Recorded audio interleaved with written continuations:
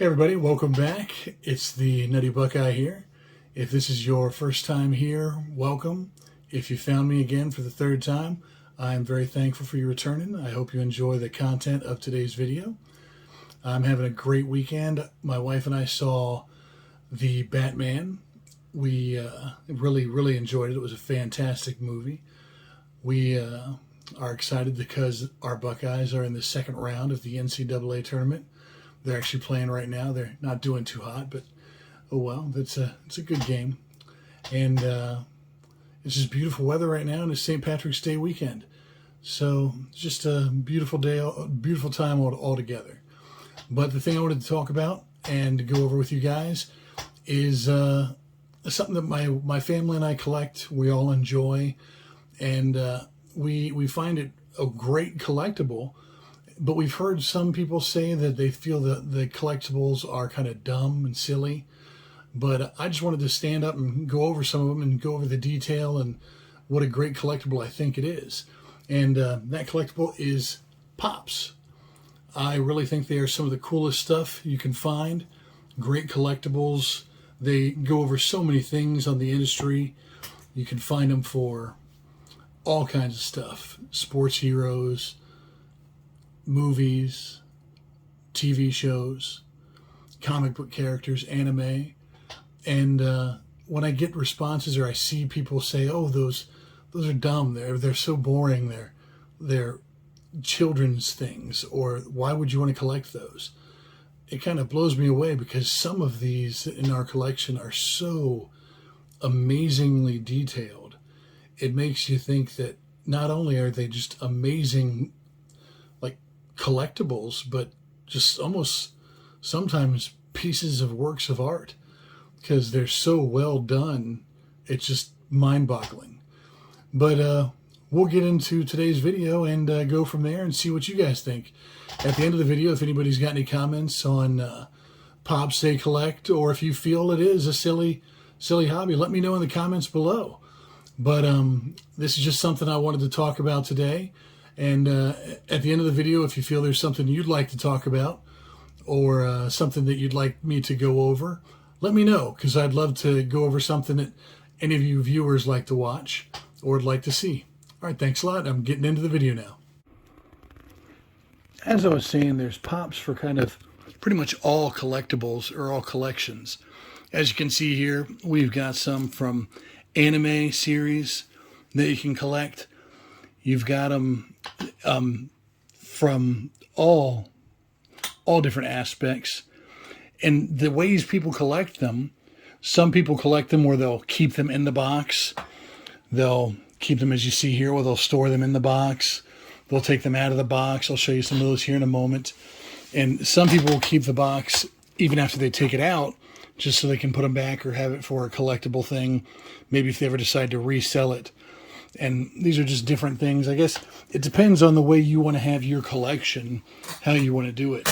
But they do Pops for, like I was saying, anime, cartoons and movies, different holidays and serious TV shows and dramas.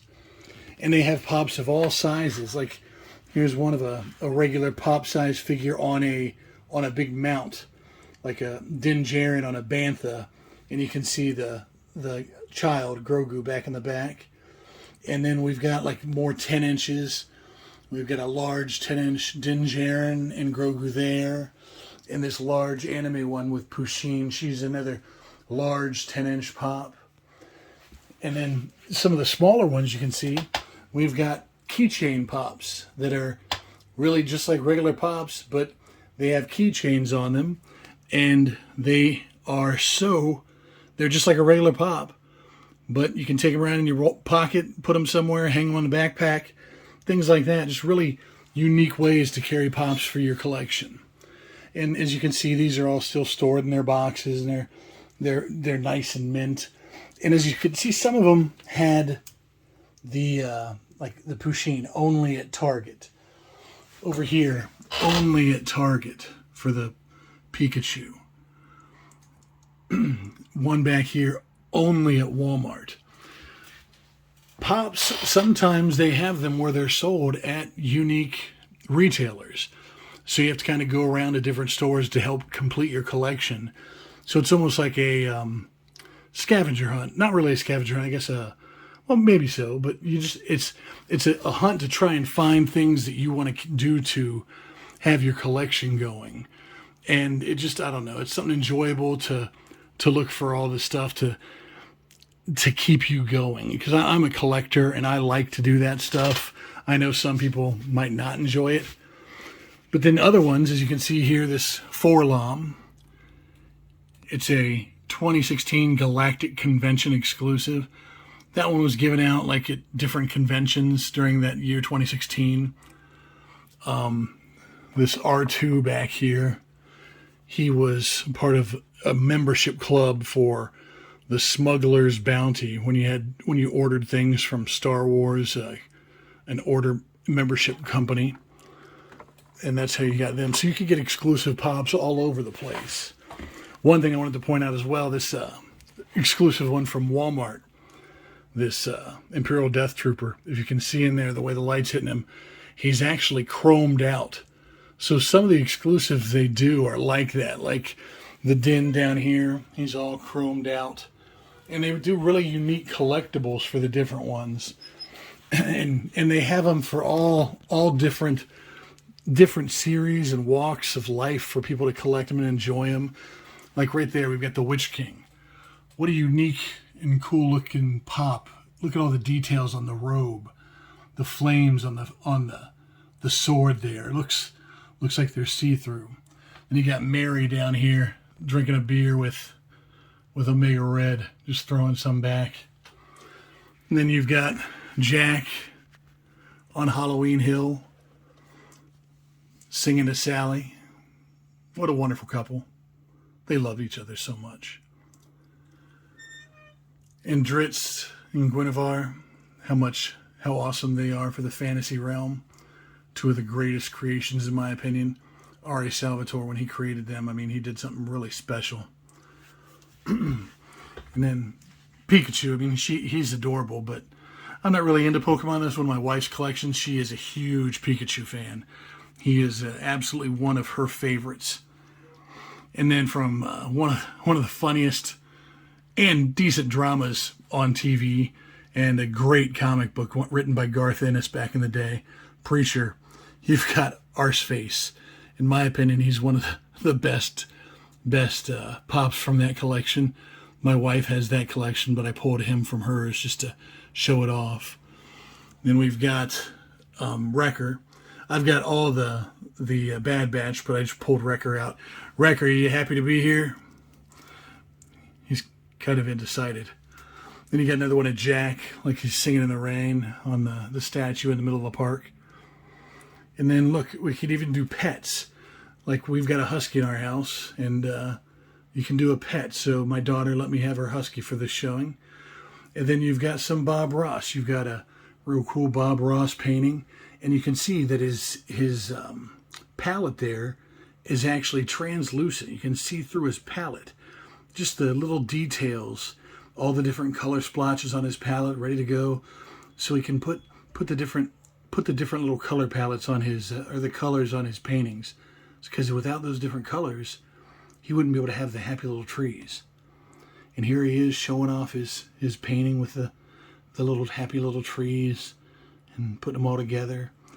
And here he is with, well, that's not him, you silly.